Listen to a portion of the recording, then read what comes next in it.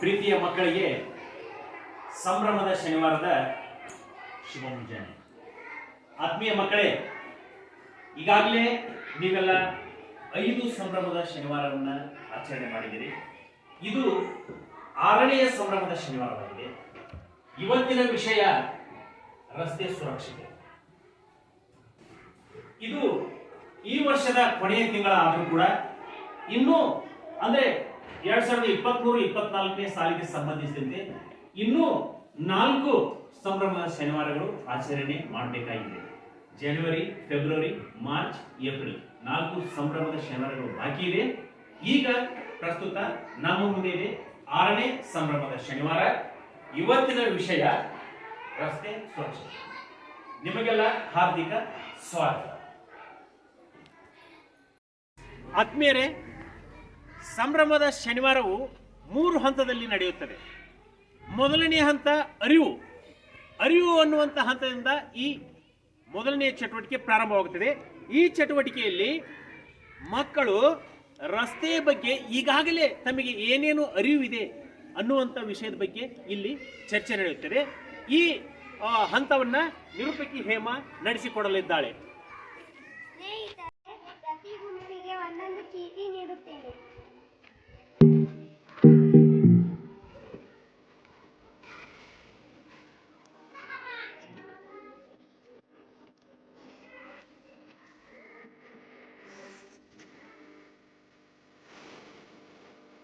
ಸ್ನೇಹಿತರೆ, ನಿಮ್ಮ ಗುಂಪಿನಲ್ಲಿ ಈ ಚೀಟಿದ ವಿಷಯದ ಬಗ್ಗೆ ನೀವು ಚರ್ಚೆ ನಡೆಸಿರಿ. 20 ನಿಮಿಷ. ಈಗ ಮಕ್ಕಳು ತಮ್ಮ ಗುಂಪುಗಳಲ್ಲಿ ಚರ್ಚೆ ನಡೆಸಿದ್ದಾರೆ.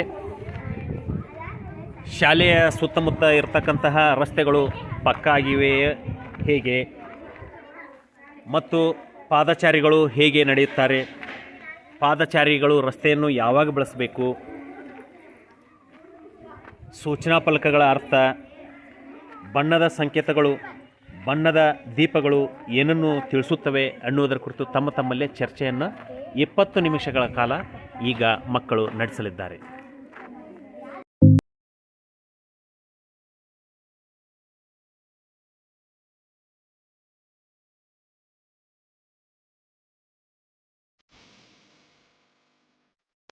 ಸ್ನೇಹಿತರೆ, ನಮ್ಮ ಮಕ್ಕಳು ಈಗ ಸಂಭ್ರಮದ ಶನಿವಾರವನ್ನು ಸಂಭ್ರಮಿಸುತ್ತಿದ್ದಾರೆ. ಈಗ ಮಕ್ಕಳು 2ನೇ ಚಟುವಟಿಕೆಯಲ್ಲಿದ್ದಾರೆ. ಅಂದರೆ ಅನುಭವ ಅನ್ನುವಂಥ ಒಂದು ಚಟುವಟಿಕೆಯನ್ನು ಮಾಡಲಿದ್ದಾರೆ. ನಿರೂಪಕಿ ಅವರಿಗೆ ಸೂಚನೆಗಳನ್ನು ಕೊಡ್ತಾ ಇದ್ದಾಳೆ. ಇಲ್ಲಿ ನೋಡಿ, ಕೇಳಿ.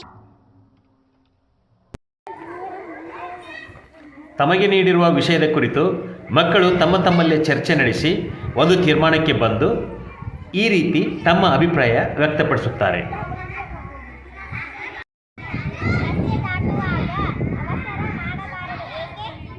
ಏಕೆಂದರೆ ರಸ್ತೆ ದಾಟುವಾಗ ಅವಸರ ಮಾಡಿದರೆ ಅಪಘಾತವಾಗುತ್ತದೆ. ಇದಕ್ಕೆ ರಸ್ತೆ ದಾಟುವಾಗ ಅವಸರ ಮಾಡಬಾರದು. ಬಣ್ಣದ ಸಂಕೇತಗಳನ್ನು ನಾವು ಟ್ರಾಫಿಕಲ್ಲಿ ಕಾಣುತ್ತೇವೆ. ಈ 3 ದೀಪಗಳ ಅರ್ಥ ಏನು?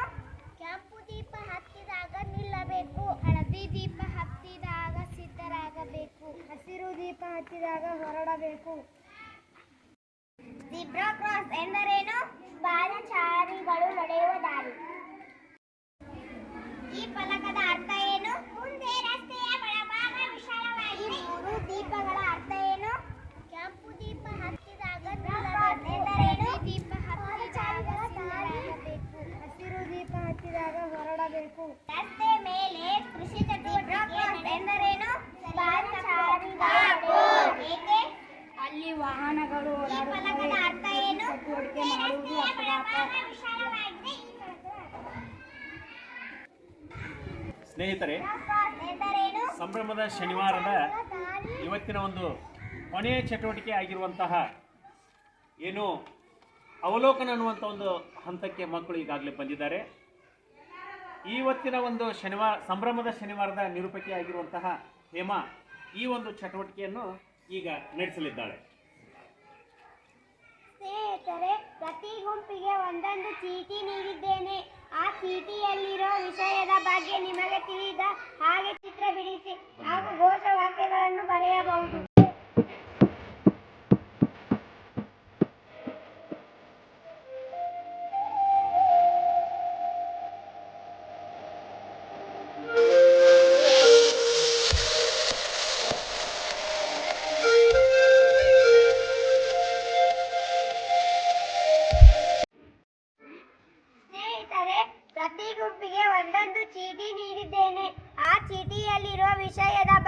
ನಿಮಗೆ ತಿಳಿದ ಹಾಗೆ ಚಿತ್ರ ಬಿಡಿಸಿ ಹಾಗೂ ಘೋಷವಾಕ್ಯಗಳನ್ನು ಬರೆಯಬಹುದು.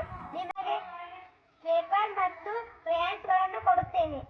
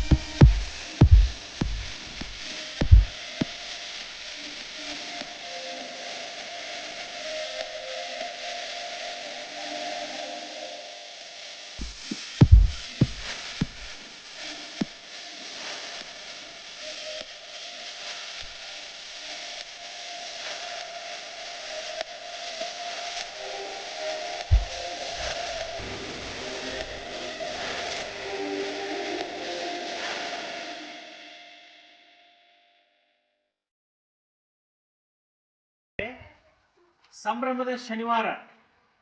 ಈ ಸಂಭ್ರಮದ ಶನಿವಾರದ ಕೊನೆಯ ಹಂತವಾಗಿ ನಮ್ಮ ಶಾಲಾ ಮಕ್ಕಳು ಒಂದು ಕಿರುನಾಟಕವನ್ನು ಅಭಿನಯಿಸಲಿದ್ದಾರೆ. ನಾಟಕದ ಹೆಸರು ಜಿಬ್ರಾ ಕ್ರಾಸ್. ಈ ನಾಟಕದಲ್ಲಿ ಶಾಲಾ ಶಿಕ್ಷಕಿ ಮತ್ತು ಮಕ್ಕಳು ಇದ್ದಾರೆ. ಇಲ್ಲಿ ಟ್ರಾಫಿಕ್ ಪೊಲೀಸ್ನವರಿದ್ದಾರೆ. ಆ ಕಡೆ ಪಾತ್ರಧಾರಿಗಳಾಗಿರ್ತಕ್ಕಂತಹ ರೈತಾಪಿ ಕುಟುಂಬದ ರೈತರು ಏನೋ ಒಂದು ರಸ್ತೆಯ ಮೇಲೆ ಕೃಷಿ ಚಟುವಟಿಕೆಯನ್ನು ನಡೆಸುತ್ತಿದ್ದಾರೆ. ಈ ಒಂದು ವಿಷಯವನ್ನು ಇಟ್ಕೊಂಡು ಮಕ್ಕಳು ಅಭಿನಯಿಸಲಿದ್ದಾರೆ ಜಿಬ್ರಾ ಕ್ರಾಸ್ ಕಿರುನಾಟಕ.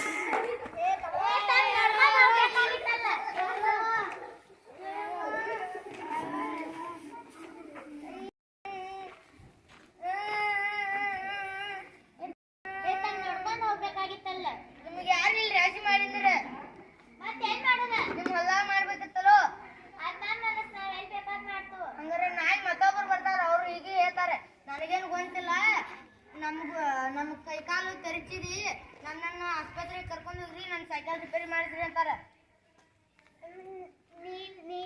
ಇಲ್ಲಿಂದ ತಪ್ಪದ, ನೀನೇ ರಿಪೇರಿ ಮಾಡಿಸ್ಕೋ, ಸರ್ಕಾರಿ ದವಾಖಾನೆಗೆ ಹೋಗು, ಫ್ರೀ ಚಿಕಿತ್ಸೆ ಕೊಡ್ತಾರೆ. ಇಲ್ಲ ಇಲ್ಲ, ನಾನು ಪೊಲೀಸ್ ಕಂಪ್ಲೇಂಟ್ ಕೊಡ್ತೀನಿ. ಕಂಪ್ಲೇಂಟ್ ಬೇಡ, 10 ರೂಪಾಯಿ ತಗೊಂಡ. ಬೇಡ ಬೇಡ, ನನಗೆ ಬೇಡ ಬೇಡ ತಗೋ.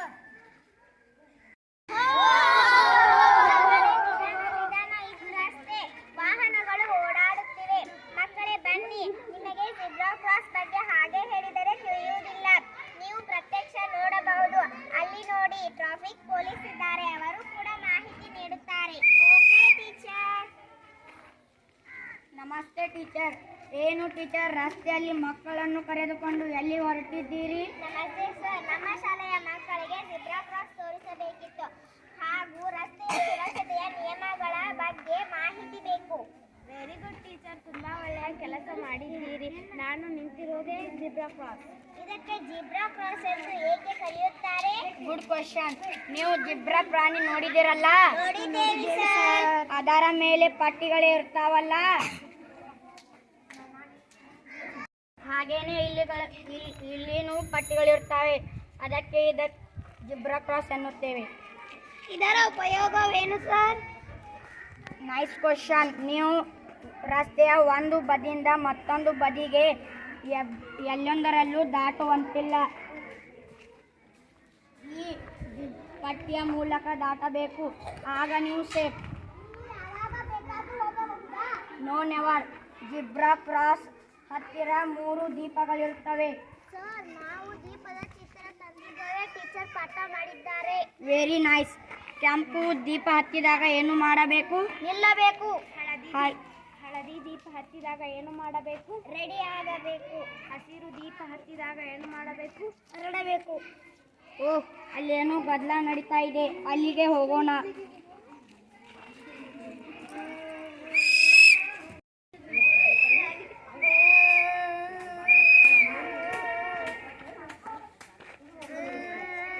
ಏನಾಯ್ತು? ಏನು ಇದು ಗದ್ದಲ?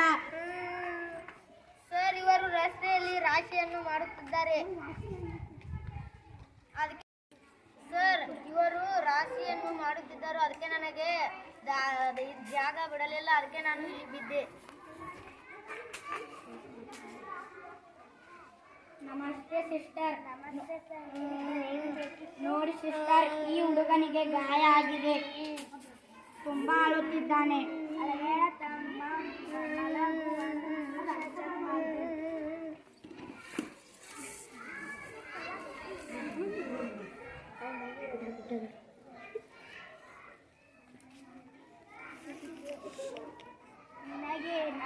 ಅಂತ ತೊಂದರೆ ಏನೂ ಆಗಿಲ್ಲ.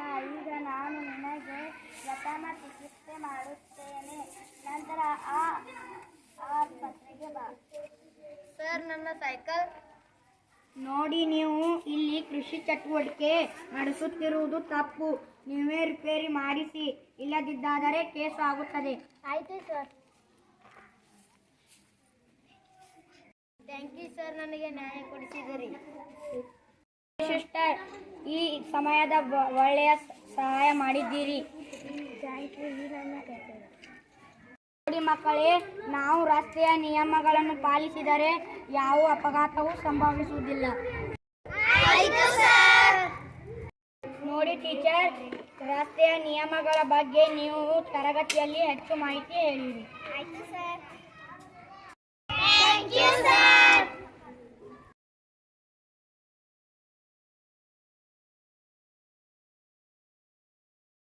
ಇದು ಇಂದಿನ ಸಂಭ್ರಮದ ಶನಿವಾರ ಕಾರ್ಯಕ್ರಮದ ಸಂಕ್ಷಿಪ್ತ ವಿವರಣೆ. ಕಿರಿಯ ಪ್ರಾಥಮಿಕ ಕನ್ನಡ ಹೆಣ್ಣು ಮಕ್ಕಳ ಆಶ್ರಮ ಶಾಲೆ ಮೊಹರೆ. ಧನ್ಯವಾದಗಳು. ನಾನು ನಿಮ್ಮೊಂದಿಗೆ ಪೀಟರ್ ಸರ್.